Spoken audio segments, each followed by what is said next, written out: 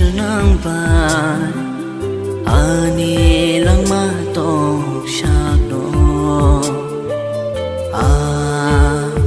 tongnai Jisu Nwngbai ani lang matong shagno Jisu nang she ano mathangnai Jisu nang she ano piyok nai Jisu nang she ano mathangnai Jisu nang she ano piyok nai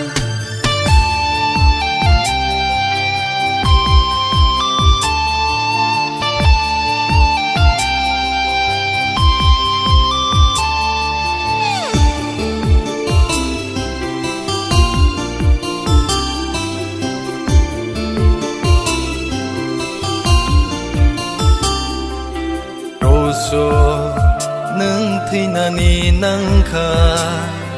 si ni sum sok no nâng su kha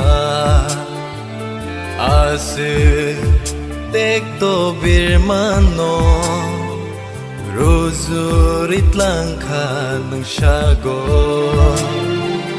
roso nâng thi na ni nâng kha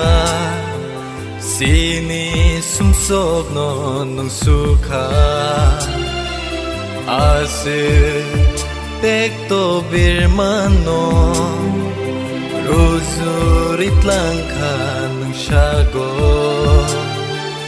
Jisu nang she ano mathangnai Jisu nang she ano piyok nai Jisu nang she ano mathangnai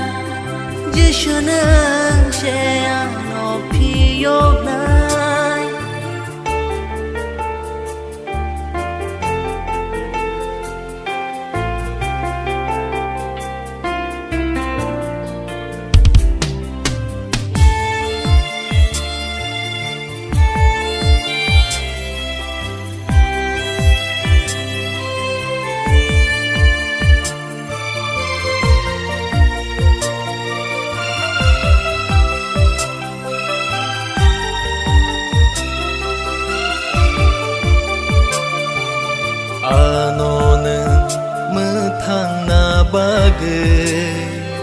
Grosso Tei Like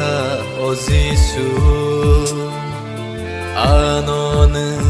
hamzak ma bagay Methang na lama shenam kha Anonen methang na bagay Grosso Tei Like o Jisu Anonen hamzak ma bagay Methang na lama shenam kha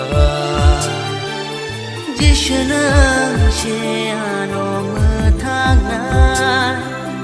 Jisu nang she ano piyok nai Jisu nang she ano mathangnai